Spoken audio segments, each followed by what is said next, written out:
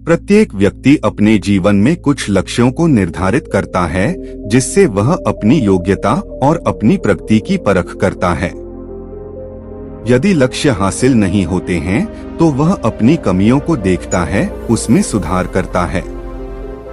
प्रत्येक व्यक्ति अपने जीवन में कुछ लक्ष्यों को निर्धारित करता है जिससे वह अपनी योग्यता और अपनी प्रगति की परख करता है।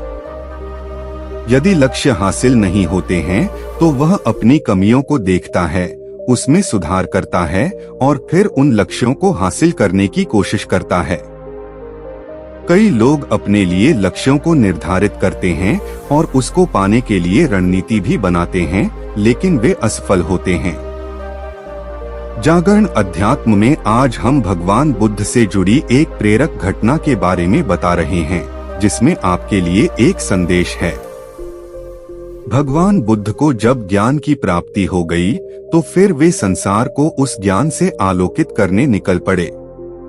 भगवान बुद्ध किसी गांव में जीवन के विभिन्न आयामों पर प्रतिदिन व्याख्यान देते। उनके प्रवचनों में जीवन का सार छिपा रहता। उनकी बातों को लोग बहुत ही गौर से सुनते थे। एक व्यक्ति बिना नागा किए उनके व्याख्यान सुनता। काफी समय बीत जाने के बाद भी उसने अपने अंदर कोई विशेष बदलाव नहीं पाया है। इससे परेशान होकर वह एक दिन बुद्ध के पास गया और बोला कि वह लंबे समय से एक अच्छा इंसान बनने के लिए उनके प्रवचनों को सुनता रहा है, लेकिन इससे उसे कोई विशेष लाभ नहीं हुआ। वह एक अच्छा इंसान नहीं बन पाया। उसमें कोई बदलाव नहीं आया है। उसकी बातों को सुनकर बुद्ध मुस्कुराए।